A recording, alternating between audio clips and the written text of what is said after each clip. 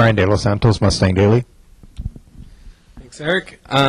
Looking at last year's end of the year press conference, you said that you wanted to address speed and you wanted to address pass rush on the defensive side.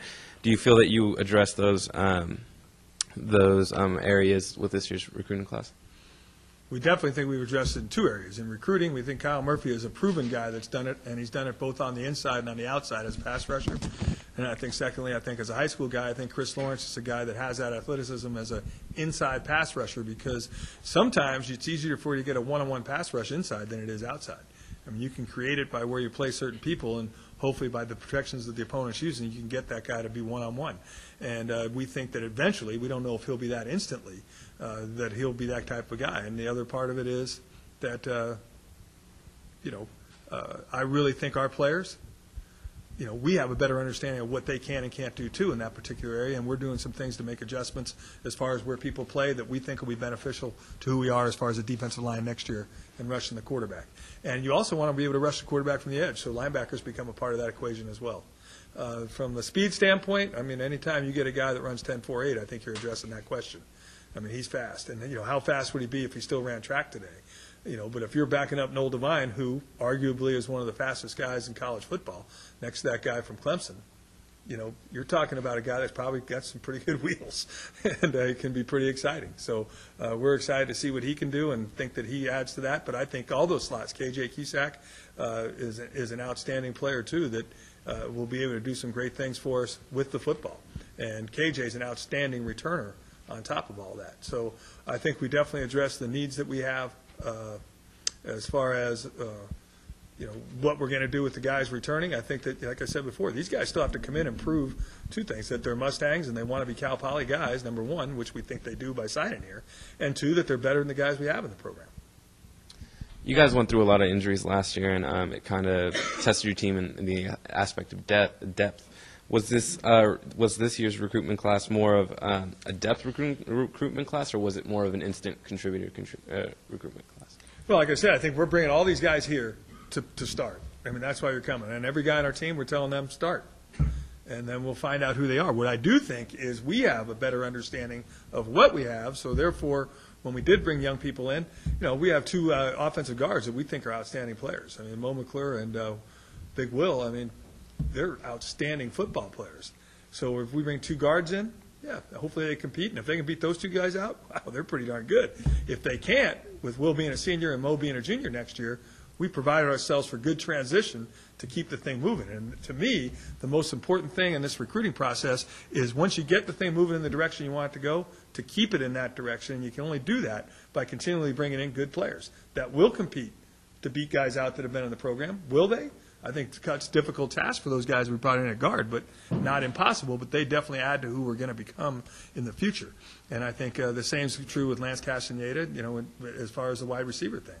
DJ will be a senior next year, and he's 6'3", 220 pounds. And we think with a year of redshirting, Lance could easily be that. And can he become what we want at that? He's going to have to prove it as well. But I think you have the opportunity after being here for a year to look at things and say, okay, here's what we specifically need. And then we're going to go get those things, and it's not to make the quick fix.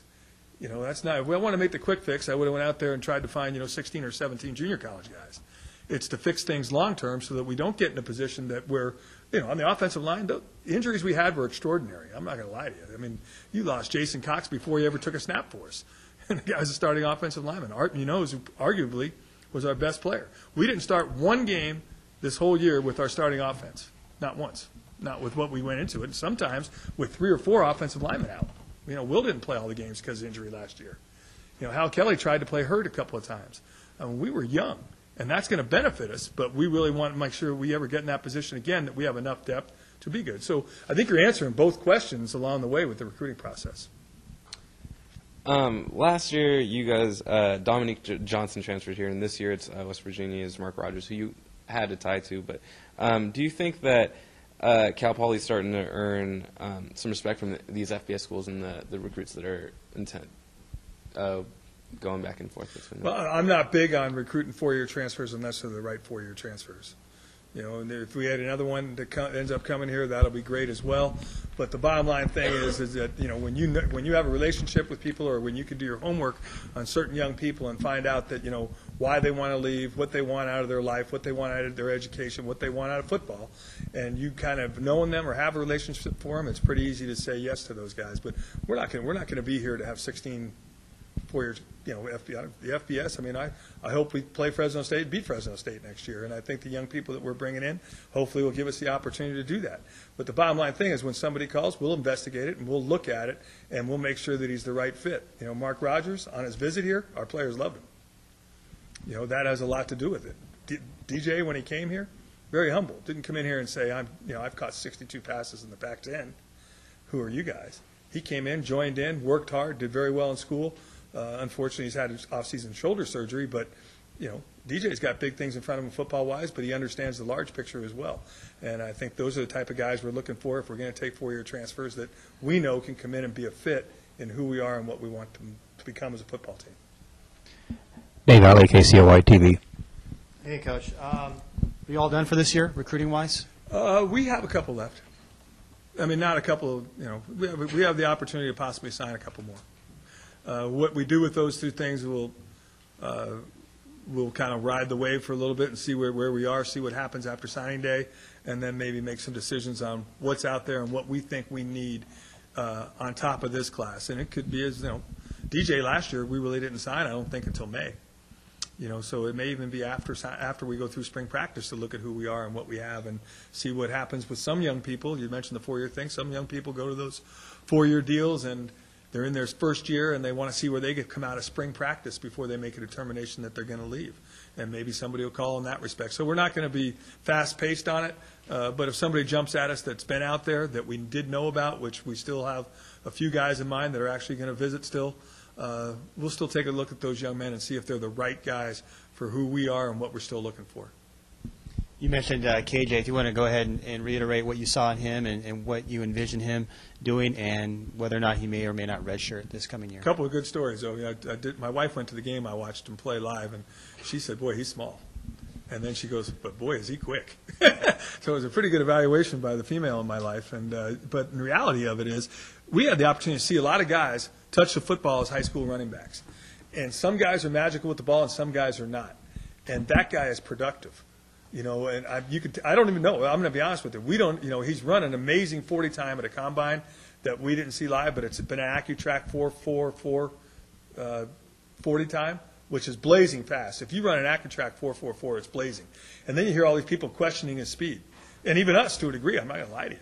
But then you go watch him play and you go, wow, he runs away from everybody he played against. He runs away from him. He doesn't run with them. He runs away from them. And I think that the combination of that and his lateral movements and the things that he can do with the football, I think are extraordinary. I don't think they're easy to find.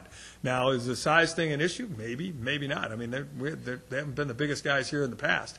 And we think that eventually he'll be 185 or 190 pounds. How quickly that happens, that's up to him. But I know one thing, if you talk to mom and dad, they probably want him to redshirt. You talk to KJ, and the little feisty competitor that he is comes out and says, I'll beat them all out. So that's what you want the guy to say. And trust me, I'm sure that he's grown up in his whole life with people saying you're too small. And what's he done? The guy's got like a 37-inch vertical jump. He's a 4.4 40. He probably argued, I don't know what he finished in the state, but probably in the top 10 in the state of California in rushing offense. He played defense when he had to, and I'll tell you, you watch him, one of the things that really made an impact when we were at the football game was watching him come up and make a hit in the sideline. I mean, as a defensive player. I mean, he's a football player. So I want to make sure I emphasize that part about KJ as well. I mean, we're very fortunate to get him, and we're very lucky that there's other people out there that don't want to bring a 5'9", 165-pound guy in and say he's our tailback. And that's why he's here today, because we think that he can be a tremendous player, and we're not worried about that. My last question, the schedule for next year, still working on that, and when might we see We should know probably by September 4th, 2010. I think we're getting close, but it's not ready to be announced yet. And, as always, it'll be a very difficult schedule, I'm sure, and something that we're looking forward to having the opportunity to play. Because, I think when we recruit all these guys, we say, hey, we're going to play the best that are out there. We're going to try to, you want to play against Fresno State? We're going to play Fresno State.